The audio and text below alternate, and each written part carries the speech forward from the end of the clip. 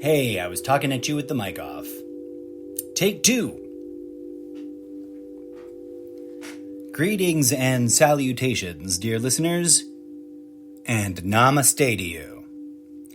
Whether you've been listening to the show on and off for ages, or you just showed up and are tuning into it now, I welcome you and I thank you for checking out my humble little homemade podcast. I thought I'd share some context, some thoughts about the context, my workflow, and some changes I'm making to how I operate the show. Without going into a long, rambling, and probably boring dissertation about the show's history, suffice it to say, anyone new should be informed that the show's been ongoing in an on and off sort of manner for over 5 years. On its surface, based on the bulk majority of episodes, if you just were glancing at the titles, it may seem as though this show is explicitly an anti-Trump show, especially if you're only familiar with the Good Morning Trumptopia episodes. Pin on the corkboard, newest episode of Good Morning Trumptopia is dropping fresh and hot early tomorrow morning. So join us Wednesday, August 17th, for the most recent of events in Trumptopia and my nuanced, complex, and often wild and kooky sounding thoughts about it all.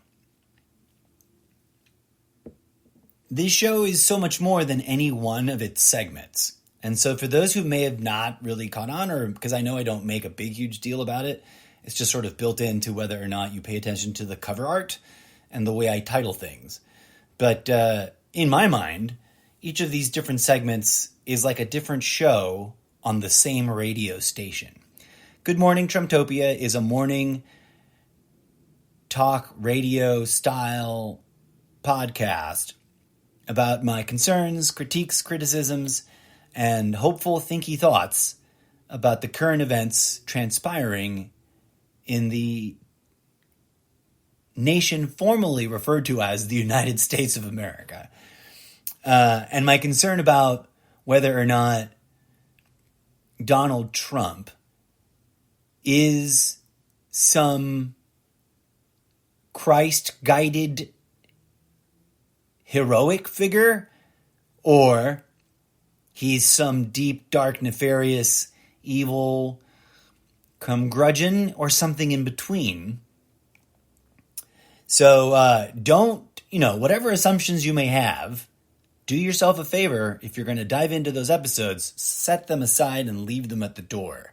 When you enter into the mental theater headspace in which you participate in the act of listening to podcasts, whether you realize it or not, we all sort of create a little imaginarium or theater of the mind when we engage in any kind of content. It's a two-way street, but that's a whole nother discussion. Put a pin on the corkboard. Don't bring in any sort of heavy-handed assumptions one way or the other. It'll save you a lot of trouble, first of all. And second of all, it may help clarify any potential misconstruences, misunderstandings, miscommunications, misinterpretations, etc. And second of all, it will advance us towards a place where we can discuss the ideas without getting caught up in our identities bound to those ideas, because that's like the worst place to take political discourse. I digress. This podcast has many facets. If you've ever indulged in digging up the unauthorized and explicit readings special series sub-segments, I call them sub-segments because it's like, I don't know, it sounds like a catchy term, but maybe it overcomplicates things. At any rate, each little series has its own theme. And sometimes I refer to them by acronyms, and sometimes I leave typos in those acronyms for too many years and not realizing it. TNZ is today's nugget of Zen. That's where I really bluntly, directly, and explicitly talk about Zen. For those of you wondering, because I think some people may stumble across my podcast and think, ooh, cool. Some Zen expert is going to talk about Zen. Wild. Let's tune in. And that's not what I'm talking about.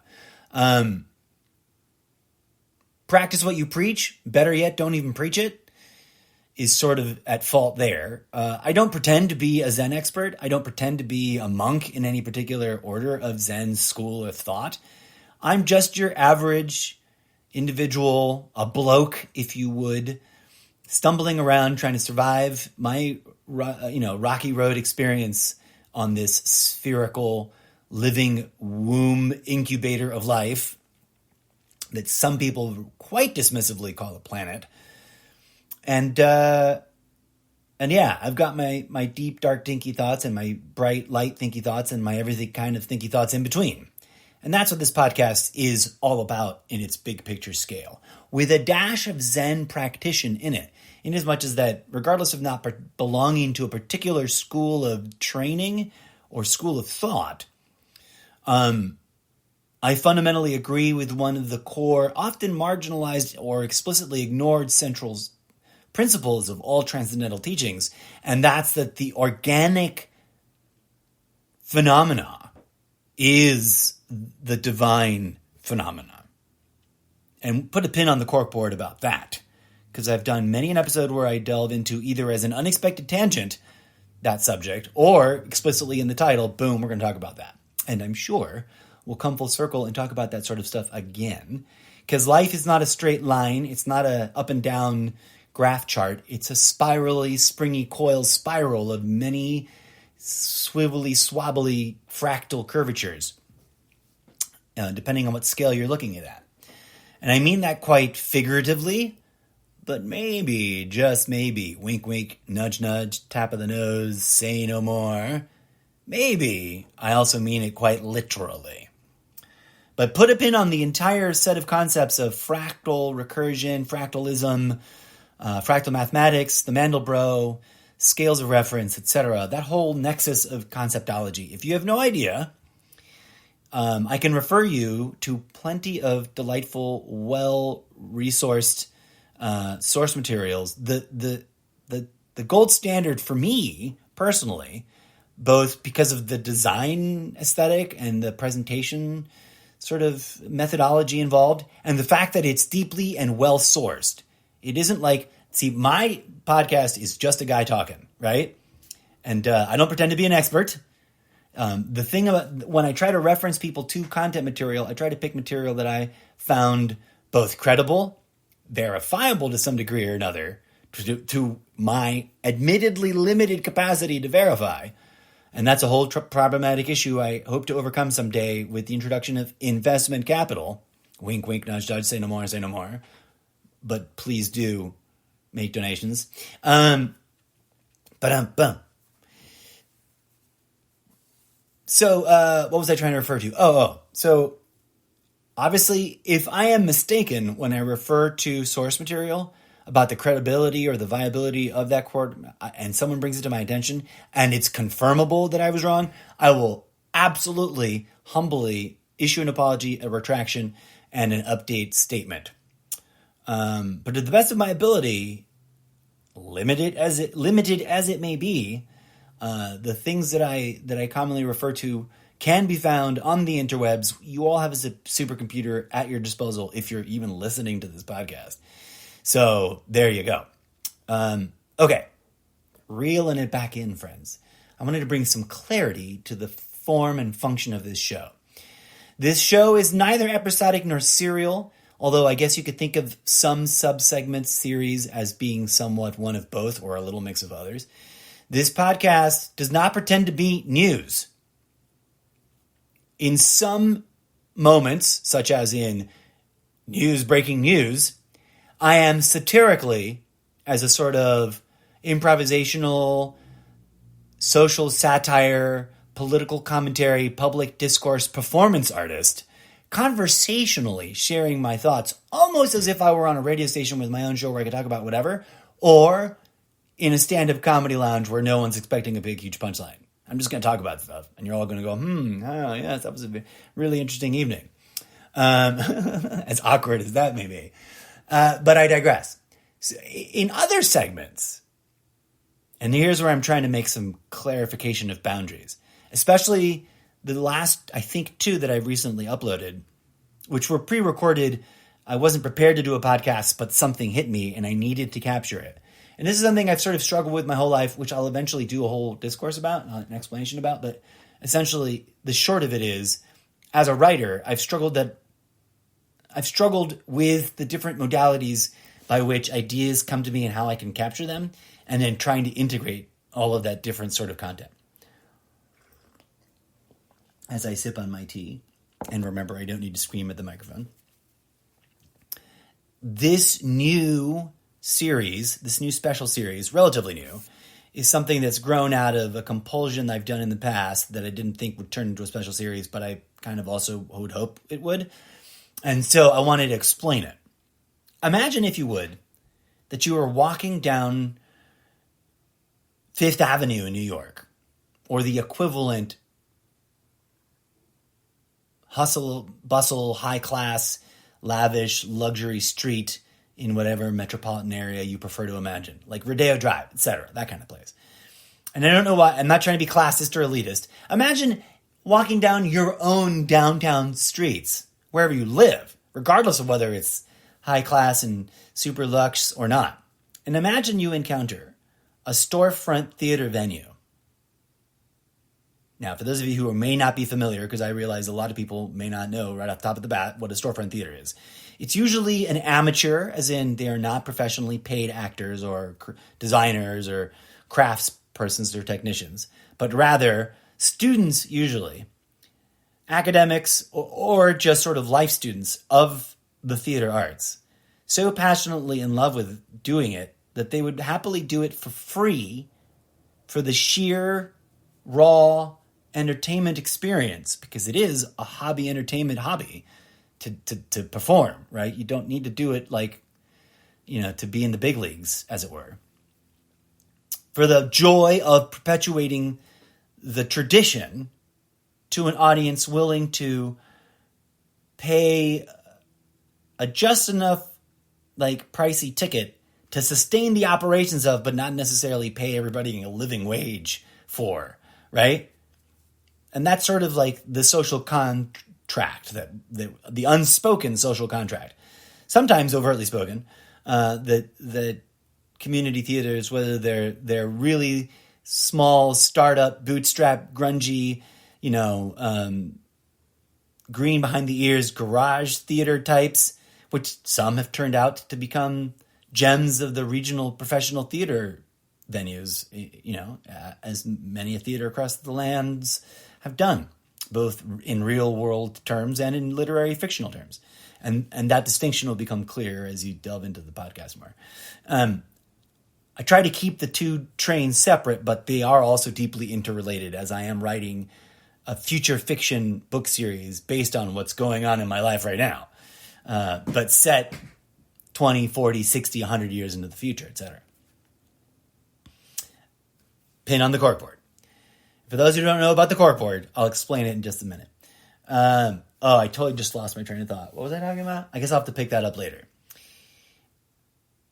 Right. Imagine, if you will, walking down any downtown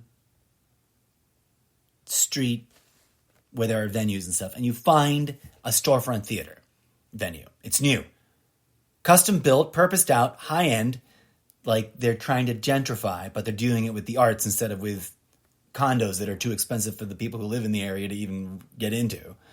Put a pin in that, because we've talked about it before, and we'll talk about it again, both in real world terms and in how it works in the Zeppoverse. And this storefront venue is about to open in a few weeks, say a fortnight or 3.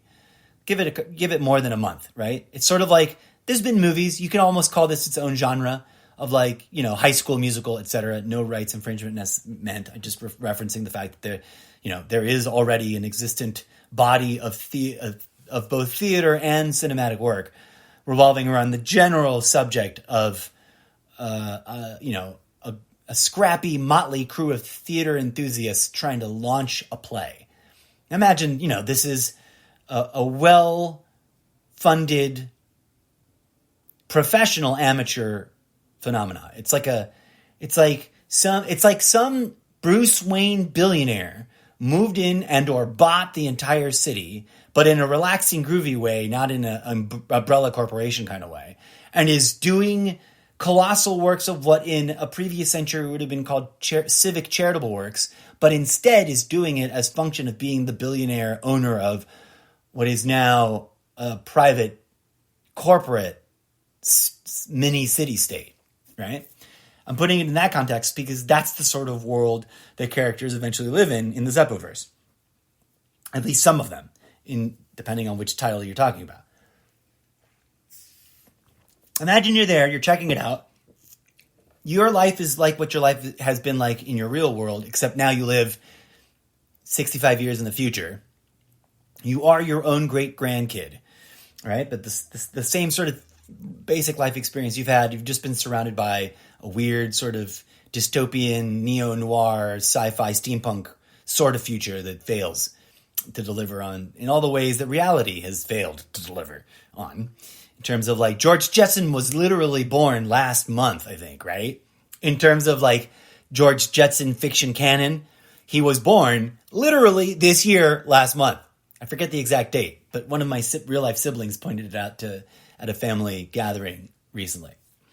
And presumably he was born into a society already living in those wonky, weird, multi-towered, terraced, floating, super green, solar-powered cities of the future, and everyone's zipping around in those cool, bubbly little bloop, bloop, bloop, bloop, bloop, bloop, bloop, bloop, bloop, bloop, flying cars, right? Well, reality failed to deliver on that. I mean, sure. There are some actual prototype and close-to-market flying vehicles that could arguably be called flying cars, and vice versa, planes that could be called flying cars and cars that could be called planes.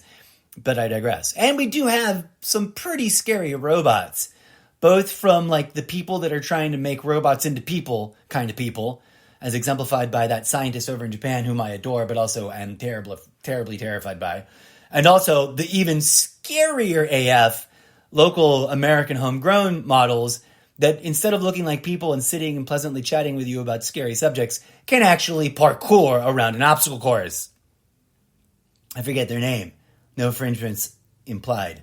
I'm a big fan, for the record, in case you didn't know, dear fan and audience. I'm a big fan of cyberlit, like cybertronic literature, steampunk, cyberpunk, robot punk, whatever you want to call it. Blade Runner, from Blade Runner to Russ's automated, whatever it was called, the Russian, I've never read it, but I'm just a big fan of the idea that it exists. The very first use of the word robot is from a Ukrainian-Russian playwright, I believe.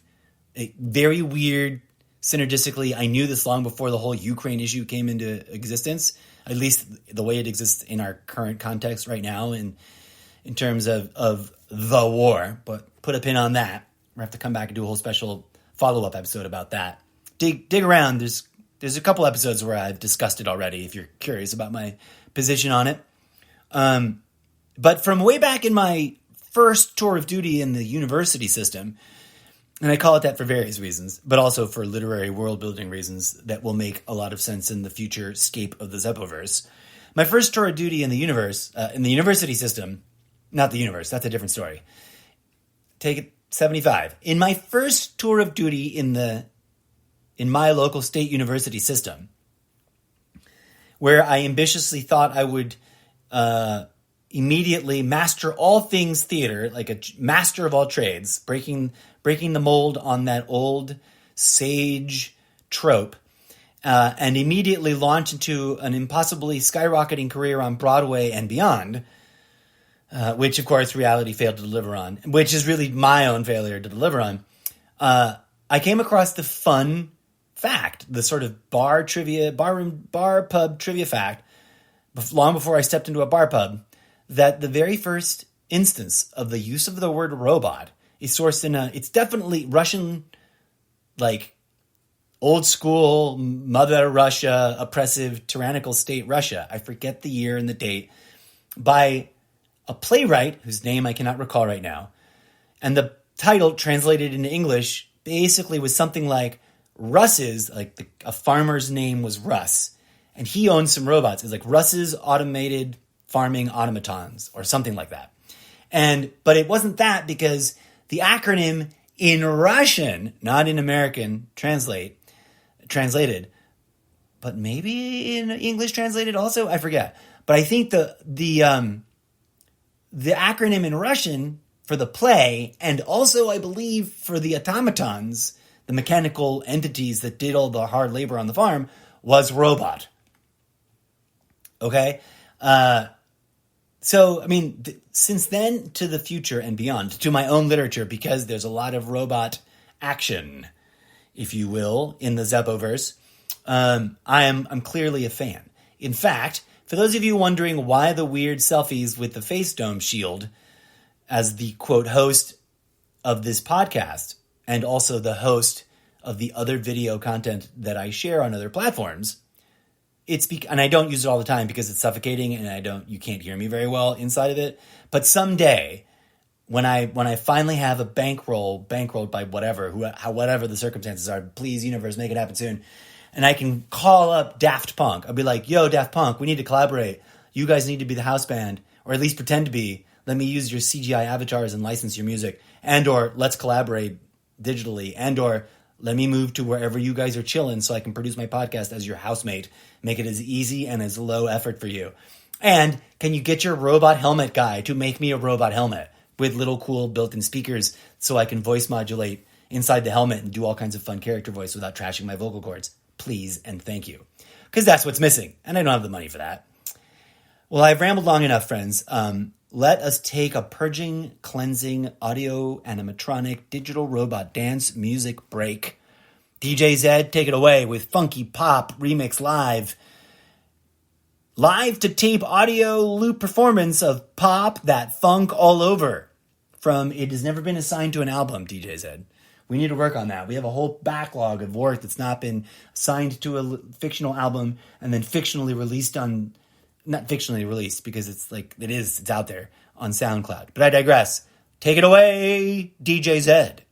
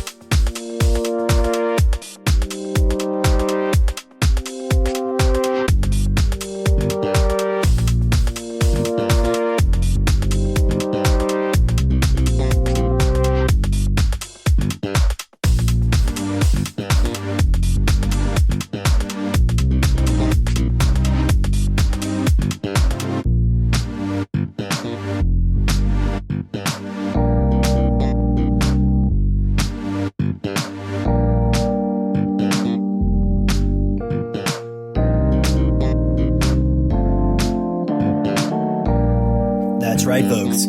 You too can enjoy the sounds of the Zeppoverse on a shuffleable?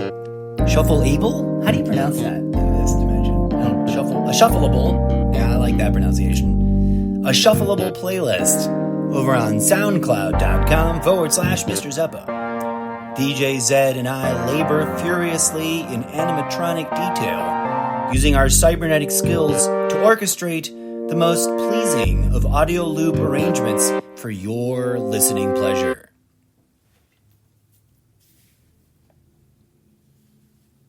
All right, folks. So we're talking about slightly different segments and what's going on and what's changing.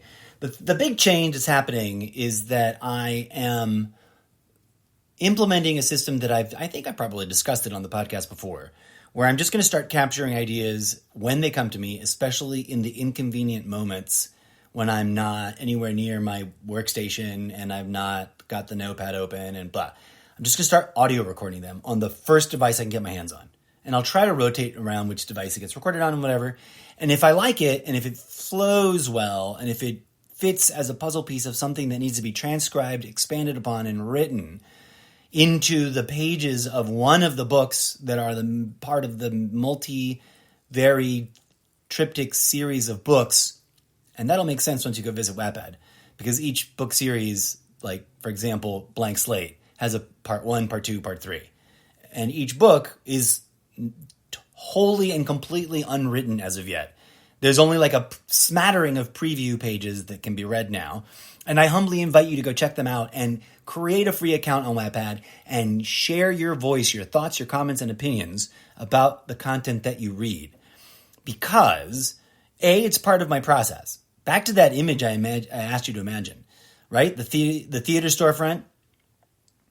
Next to the entrance, there's a ornate glass window box, kind of like one of those fancy shopping display windows in Fifth Avenue or on Rodeo Drive, or for those of you who are Disney enthusiasts, when you walk along Main Street.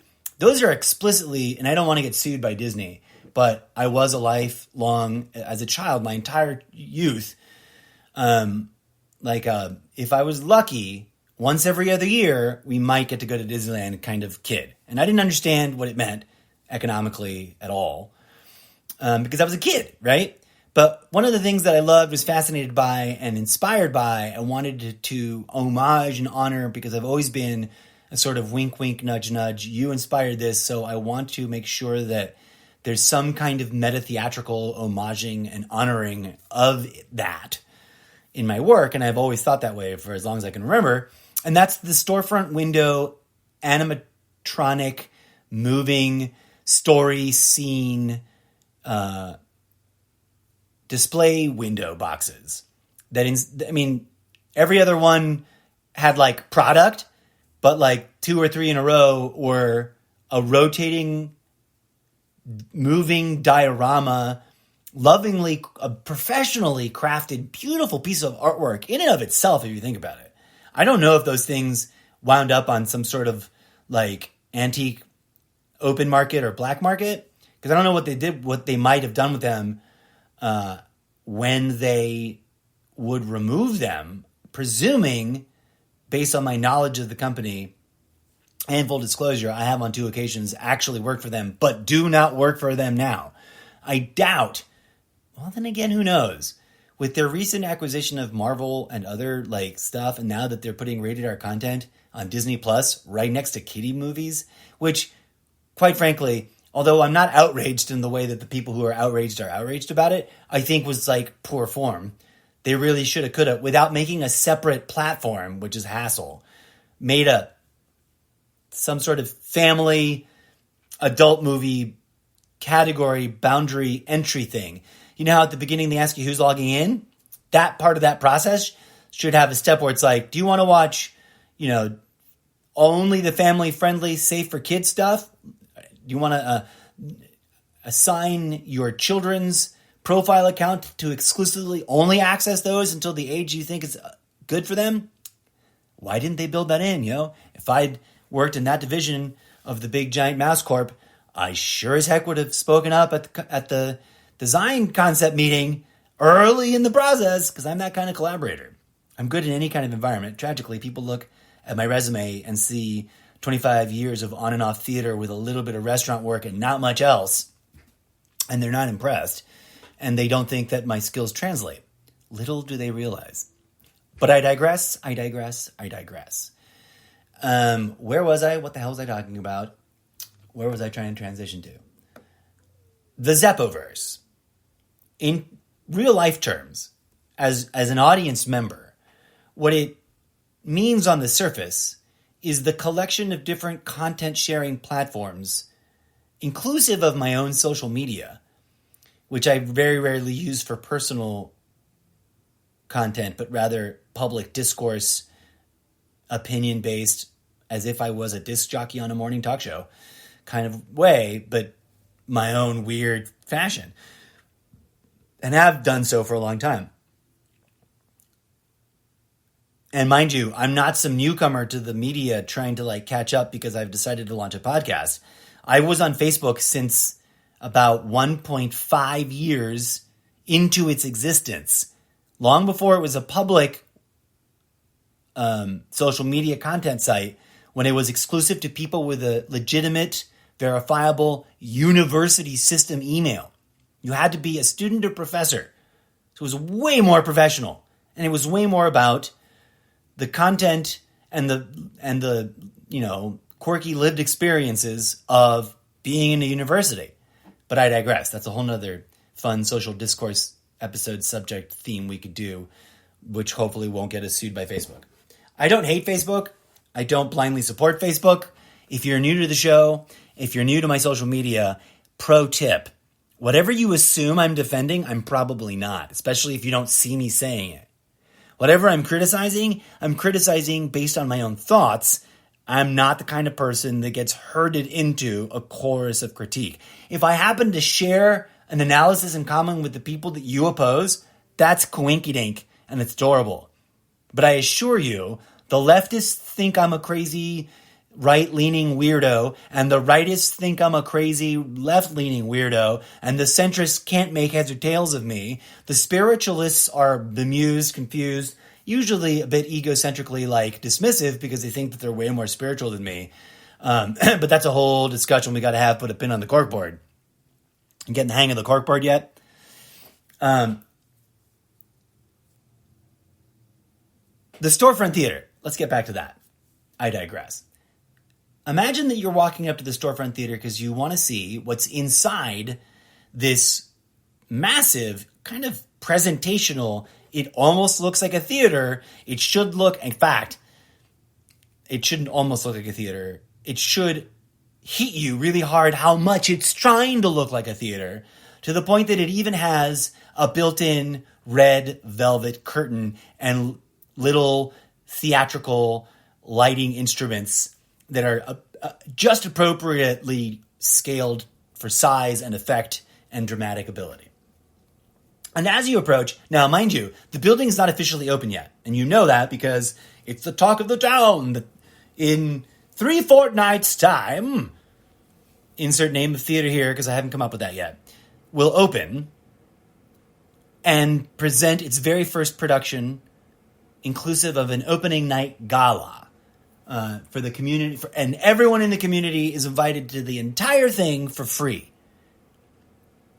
Free food, free drinks, free, get this, free safe rides to and from.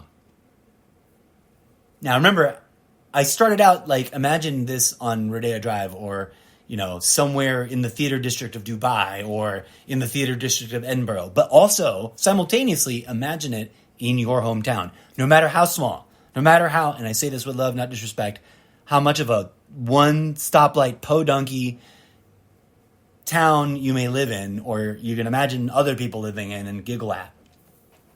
It's happening. And if a building needs to be built, it's built. And it's happening around the world. In a limited, selected places, but across the spectrum, representative kind of way. All right. Now, it's not open yet, so you know that you can't walk up to the box office, which is on the extreme other side. You know how movie theaters have really broad fronts, especially movie theaters of the late 90s and early aughts era of U.S. transformational period into Trumptopia. One of the ways I imagine this, and forgive me for the weird sidebar, and this all has to do with everything because every inch of tape that has ever gone up for the podcast is referenced as a body of work inside of all of the fiction that I'm writing, which will include plays and theoretically video games. So that's the central linchpin at the center of the corkboard, dear friends. Are you following along? Okay. Real-life memory that's being transposed and transfigured and transliterated into fictional setting. I recently went out with family and went to a nearby shopping center that is typical of suburban post-Obama America, right? Post-Trumptopian America, even. Never mind the brand. I'm not trying to get anybody in trouble. But it was situated at the center of a faux plaza. Not quite a European square, but evocative of that. So that you couldn't avoid walking right up to it. And on either side, it was flanked by movie poster signage, right? Lit up boxes that were not lit up. And then working your way into its center, there was two great entrances with I think 4 or 5 doors, set of double wide opening doors each. And then bulging in the center was a wide, easy access, multi-cashier station to sell ticket, like a ticket booth. So that many, many attendants can attend to the throngs of people with the very long lines of movies, the very long lines of people, family, friends, people on first dates, etc., lining up to get into the movies. Well, we walked up and all of that was sparse and empty. Although there was plenty of people running around in the plaza and kids playing and stuff, and there was a cacophony of, society noise. Walking up to the theater, it was like stepping over into a Westworld rendition of an abandoned postmodern city that's now bare bones and empty and gathering dust and tumbleweeds. But, you could tell that inside economic activity was still going on. And tragically, 0 staff attending the, more than half a dozen, dozen and a half cashier boxes with little behind glass with little monitor speaker things. So I used to love walking up to people and chit-chatting through those speaker boxes things. It was hilarious. I would always ask, and this is totally fictional. I don't think I ever actually did this. I'm just being inspired to say this now for the fiction building of it. I would always ask, quite suddenly and sheepishly, as if it's this big Santa Claus-like awe-filled curiosity that as an adult I'm finally asking. May I ask you a silly question that I've always, ever since I was a kid coming to movies, wanted to ask? You kind of sound like a robot a little bit. Stretch of the imagination through the speaker sometimes. Especially if you're at a theater where the speaker's going a little iffy, a little dodgy, a little weak in the whatchamahoozle coil. Insert correct name of coil here. My silly question is, and I'll be looking, especially if the cashier is, sort of intrigued and seems to be peeking in curiosity, look them dead in the eye, if possible. If they don't want to make eye contact, if it's obvious they don't want to make eye contact, respect that and look somewhere near and then be kind of theater performative of it and include them by dodging around and near them, but then going back to the speaker. Here's my silly question, because as a kid, it was my first default imagining, and I've always wanted to ask. And I'm now, insert an exaggerated, way older age than I actually am. Not by so much that they doubt it, but just enough so that they really believe it. So in some theatrical representation, if the character that's playing this me happens to be, if you can only get a 20-year-old, then let them be 20-year-old when they're telling the story. And so the 20-year-old version of me would say that he's, 36. What? Nah, you're 20, 22. I'm just maybe 33, right? Just on the cusp of believable. Regardless of what actual age. When I'm 55, I'd be saying 69. The older I get, the older I'll say, too. Right now, I legit will look at a person in the eye and say, you won't believe this, but I'm almost 80. And then ask them, when I say something to you back, does a little speaker pick me up? Does a little microphone pick my voice up and then a little speaker say it back to you? And do I kind of sort of maybe sound like a robot to you? And then it's teary-eyed, big, glimmering anime awe eyes, which I can do on command. And if I do it hard enough, I can shed one singular, big, giant, dewy, moist, shimmering tear, which is sort of a wasted effort when I'm fully bearded, because then it just melts into my beard and you can't see it anymore, or more grossly dribbles over the front of it, which then looks like food or something. But when I'm clean shaven, it's great. Just so much jawline to work with. And then when they say no, like, look the most heartbrokenly shattered, like 4-year-old Santa Claus ain't real shattered. And be like, okay. And, pay for the tickets and kind of linger with them a little and then walk away. And that's the kind of fun I would have at a movie theater. But I can't anymore because everyone's empty, and everyone, when you go inside to get tickets at the concession stand, you're literally competing for time and attention with people who want to get their beer and popcorn. But that's a whole social discourse pin on the corkboard. Let's get back to that on an episode about the economy and stuff. The economy and stuff with the incorrigible Mr. Zeppo, dropping soon. Okay, so the podcast is at its own center because it shares centers with other things, if I may use that as an analogy, has always meant to be sort of an experimental platform for me to use my free speech, public discourse rights for myself at no one else's beckoning, in hopes that it will eventually grow a large enough fan base, audience, and support base that I can dedicate myself to doing it and other interesting content creation that nourishes my soul and feeds my ambitions, which are hopefully healthy and not out of whack. So here we are. Been doing it for 5 years, so I guess technically I'm exactly 5.5 years.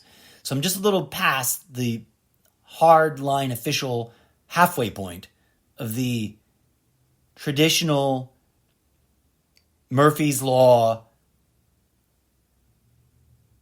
cult belief that every overnight success is actually a 10-year-long journey. And you, dear friends, are on the ground floor. Because if I'm reading my magic cards right, my stars are just beginning to approach the horizon of the cusp of the edge of finally falling into alignment. Not quite there yet. Got a couple more things to do and a couple little bit more workflow kinks to work out. But the big change is that I'm now really going to be, without hesitation, whenever an idea for the Zeppoverse drops, because one of the biggest problematic issues for me as a creative writer is that they drop all out of order without any relationship to the last thing I tried to write. And I can't seem to force myself through any disciplinary regimen as prescribed by a million friends and well-intentioned supporters and other authors, professional and otherwise, from books and pamphlets, etc., that I've read and consumed, to bring it into any kind of rendering efficiency. In other words, to finish a effing book. But I have learned in this long, arduous process of learning through failing to achieve how I work. Lacking the funding and the material resources needed to hire the staff necessary. I figured out how to collaborate with myself and with you, my dear loving audience. Now, if this isn't your thing, I totally understand. If you're checking it out on a whim because you came across something and you wanted to find out, groovy. Here's my humble invitation to you as the host of a multi-layered entertainment empire building share blogging phenomena. It's not a movie yet. It's not a final book yet. But it is a puzzling, enigmatic online experience, which some aspects of which are monetizable in that passive, easy, you don't need to give me money kind of way, that you can support simply by hitting that follow button, hitting that subscribe button, or whatever the appropriate button is on the platform that you're tuning into, and then clicking through to solo.to/Mr. Zeppo and checking out all the other platforms involved and giving it a fair shot. You know how you're at a bookstore and you're looking at a shelf in the genre that you like and you see like 5 different titles? You probably have a system, private and unknown to me, and I've got mine, by which you preview the 3 books without getting too deep into reading them, just sitting down and reading them all at that bookstore. Like powering speed read. But you check out the front cover and you look at the art and you think about the author maybe. You read the blurb at the beginning and then the end. And maybe you pop open the very first page. Maybe that's sacred to you. Maybe you don't go that far. Maybe you go ahead and flip to the end and see what the last sentence is. Bold choice, my friend. I'm not judging any of it. Maybe you split right down the middle and read a chapter in the section in the middle and see like what. But you want to get a little sip. Maybe you do a couple of little dippings like that. Maybe you sit down with all 3 books and read the first 3 pages while you pay for a coffee and a scone. I don't know. But you know how you do that sort of thing? And then you pick 1 or 2 or all 3 of the books and you go to the cash register and you take them home. Well, the equivalent for the podcast is to check out a couple of episodes in a couple of the different segment series. Check out a couple of existing Good Morning Trumptopias. Check out a couple of unauthorized and explicit reading episodes. Check out a couple of late night thought episodes. 2 or 3 of each. Do 2 or 3 of the different segment series. And see what you think. And see if it hooks you and see if it doesn't. And check out a couple of the new episodes dropping over the next days and weeks. And if you dig it and you stick with it, I thank you from the deepest cockles of my heart in the most sincerest possible way.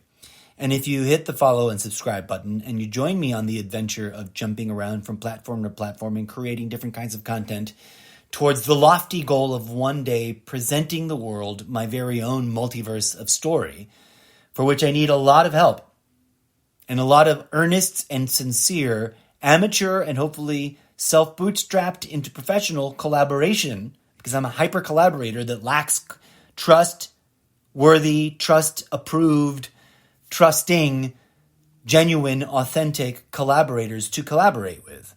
And I'm not presenting that as a gripe, but rather putting it on the corkboard as something I'm trying to manifest. And thus the show, and thus this weird, awkward programming episode. That's the intent with which this and the various different series are created, each one with their own weird tone. Each one of them sounds like me rambling. If you're the kind of nihilist that boils everything down to the bone, yeah, each episode is me not rambling with a bit of music in between. But I'm trying to ramble at you, at the world, for the sake of adding my voice to public discourse, and at myself, and at those who might hear it and be like, I think this is my calling, to actually collaborate with this artist. I am a musician. I am a coder. I am insert a complex of talents here that could be interesting. Willing to do so with earned mutual trust, which requires some protocols and some procedures and no unwarranted expectations by other party. And with the goal of someday bootstrapping the whole phenomena into a self-sustaining business that can become a job creator. The linchpin is I do have to write 3 completed titles from the Zeppoverse before anyone's going to be like, all right, I'll take him seriously enough. Because it's got to make sense, and people have got to be able to read the book and go, oh, now I want to read more. In the moment, it's all a kind of semi-chaotic mess, and I'll be the first to own up to that and apologize to you for it. Any and all episodes marked as rough drafts are literally that, so don't expect a lot, except expect the ride that is the journey of exploring an idea or a thought that's come to me that is a puzzle piece in the entire journey of building this crazy cacophony of an image that I have trapped in my mind in a bundled series of fractal envelopes. Which includes the music, which is why I'm always harping, like, go check out soundcloud.com/Mr. Zeppo. Vote for the tracks you like the most. So that's my public call to action. Every good online campaign must have a simple call to action for the potential audience member to get engaged by and respond to. I don't want you to just go listen. If you are already a SoundCloud.com community member, then you know the drill. But if you're not, it's a fun, free community that's a little bit like Facebook for just people who want to share and create music of different kinds. And I'm the first one to tell you I'm not pretending to be an actual musician. But I do believe I have all the proper licensing agreements to share the music that I share on there. For I have orchestrated it using products that are created for doing so. And having mixed and edited and derived the work from the collaboratively shared seed audio assets that other artists, which all have their appropriate credits already given by the fact that I reference the applications that I use to create the content. I shouldn't have any rights issues. And you listening to these tracks here on the show help the show be way less of me just rambling and help the show be what it aspires to be at the most rough draft level that I can make it be with what I've got. As the old advice says, start with what you got and build from there. So join me as I sort of double down on a new and improved methodology of sharing all of this different kinds of content with you in a baby steps, one day at a time, 1 week at a time kind of way, and help it all grow and manifest the vision it's designed to help grow and manifest so that it can become what it is intended to become. And maybe, challenge yourself and expand your horizons a little bit along the way. Because I do take my job at the center of this vortex of different kinds of artwork being rendered as a public discourse, satirical, social satirist, seriously. I'm not quite a stand-up comedian, but I am trying to, in the vein of George Carlin and others like him, say, hey, what's up, society? We should laugh at ourselves a little bit and then maybe, just maybe, talk about some ways to fix the thing that we just made fun of. To that end, I'm going to take a break and leave you with some robot dance music from another dimension known as Discotheque Synthetica, a track entitled Reestablishing the Groove on Dystopian Dance Floors, created by yours truly, myself, I and me, and of course, our animatronic imaginary sidekick, DJ Z. This is a Remix Live Clubhouse audio asset, live to tape, random improvised performance recorded lovingly for you by a fictional character from a book series you have not read yet. Enjoy.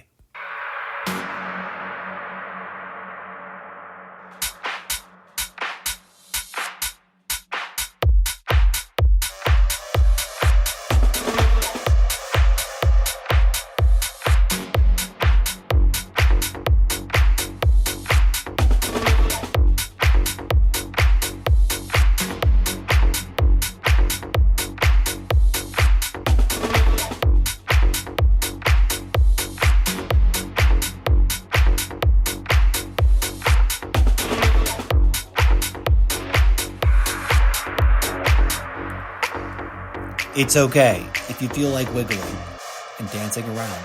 It's okay.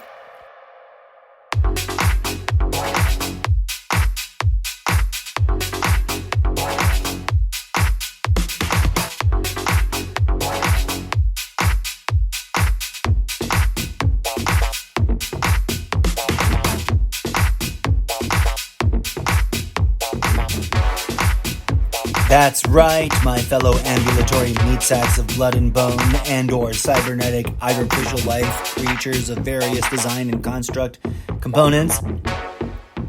From his home dimension, DJ Zed was ranked as one of the top tier party DJs, MCs, and host entertainers on his galactic node.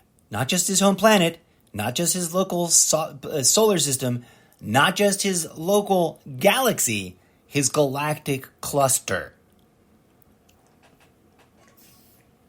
Right before his unfortunate public demise, which some have argued was a cover-up for his disappearance, which was actually a misunderstanding and miscommunication by his public relations agency, DJ Zed dropped the beats live and in person wherever he went on a whim, on a surprise, and of course also was a beloved worker of the birthday and bar mitzvah circuits. Never mind his multinational stadium ultra deck tours and his cozy, intimate house dance mini parties. This guy would drop the beats on the street corner of Paris or the street corner of Plum Bumpkin, Arizona. That is a fictional city township in Arizona in the Zeppoverse. Please no one be offended. To learn more about DJ Zed and read all about the many adventures when he teams up with Mr. Zeppo, please hit that subscribe button over at wadpad.com. You can find the direct link, because I don't remember it off the top of my head, over at solo.to/Mr. Zeppo. And of course, stay tuned, because a lot of the rough draft content is going to drop right here as part of the almost daily ZenCast as we move forward in time. So join me, dear friends and audience. As an audience member, you can travel both backwards in time and forwards in time with me by playing episode roulette wheel and picking an episode that you haven't not heard yet from way deep in the dusty catalog annals of historical episodes residing here. If you can't find them all on your local platform, head on over to sprecher.com/show/Mr. Zeppo. Oh no, I'm sorry, that's been updated. It's now Sprecher.com, and that is, for those who are not familiar with the term or the website, the usual http blah blah blah blah blah blah blah www.spreaker.com. It's German for speaker. Pun intended, both the box and the act of being one. A person who speaks in public, perhaps. A public speaker. .com/show/ZenCast. If, by the way, you've never heard the warnings and disclaimers episode of this show, it is apropos of me to suggest you stop what you're doing now and go check those out. But until tomorrow morning, friends, I bid you a fond farewell and adieu, unless you are an enthusiast of video gaming, in which case I invite you to click through on solo.to/MrZeppo.com. Sorry, that was a total gobbledygook nonsense link. Solo.to/MrZeppo, and find the live game streaming channel on Twitch. Or if you want to cut right to the chase, but it helps in the analytics if you click through on solo.to and then find the links that I'm referring to. Find my Twitch channel and join me in a little bit after I take a break and reset everything for some live video game streaming as I'm trying to break into the professional gaming circuit about this time next year. Instead of watching on YouTube and providing alternate hours of video content to consume during a tournament, I want to be at the Call of Duty mobile tournament. All of them. Hopefully. At least the ones that are happening right now this year. I competed in some in-game tournament that was official a few months ago, and I guess I sort of put in a week showing this past weekend in the in-game tournament. But I want to be at the YouTube official coverage international tournaments where they fly you out and there's team jerseys. And if not captain of my own weird team with my own weird sponsorship that prominently promotes the Zeppoverse, then at least a humble member of some other professional league team competing on the iPad Pro, whatever the newest edition is. That's one of my near-apocalyptic cyberization emergency retirement plans. So, as crazy as it sounds, I hope you'll join me for the journey of testing out, like walking out on that fragile limb and testing if it breaks or if I can launch myself off of it with just enough bounce that it doesn't break the branch. You know what I'm saying? It's an awkward analogy, but I'll work on it. So stay tuned for a lot more different kind of content. I assure you, first thing tomorrow morning, whatever time I wake up, fun fact, the word breakfast doesn't apply to the hour of the day that the meal is served, but rather whether or not you have been in a fasting mode, which by default you enter when you stop eating, as it was once tradition, a minimum of 2 hours before bedtime, and then go to bed and don't eat all night. You're technically fasting. Dun, dun, dun. Millennials didn't transform breakfast into intermittent fasting. It always was. I digress. Please also join me on the art channels. You can find them over on, I don't remember what the name of the platform is right now. Behance? I don't know how it's supposed to be pronounced. It's something Italian or French or something. Not complaining. I'm not a curmudgeon. But I just don't know. When I don't know how to pronounce something, I'll just say it and then be awkward and then move on. Like I was in my game stream yesterday with someone's online game stream name that I was like, sorry, don't know how to pronounce that, bro, but here we go. Okay, I digress. There's a plethora of different kinds of content coming at you in a rapid succession because I am now ramping things up without, hopefully, knock on wood, pray for me, friends, completely blowing my vocal cords out. Onwards and upwards. Thank you for joining me. Let's play one last track and then be on our way. Thank you for listening.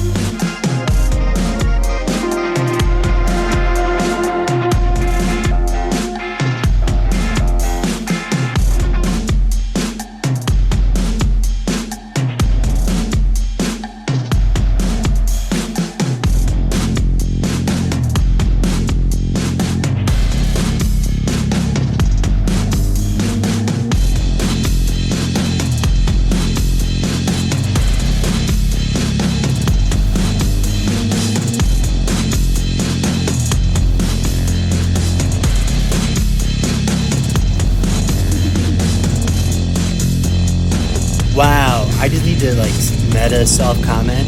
We totally blew right past 420 and I didn't ding the dingy dong bell.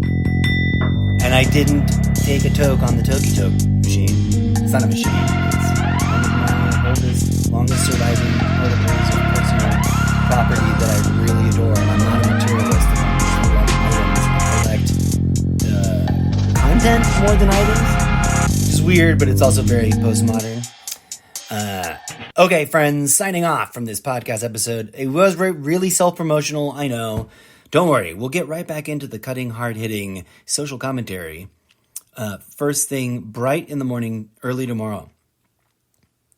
And I'll be sharing lots of other fun content at you as well. Peace out. Please remember to be good human beings to each other out there in the real world.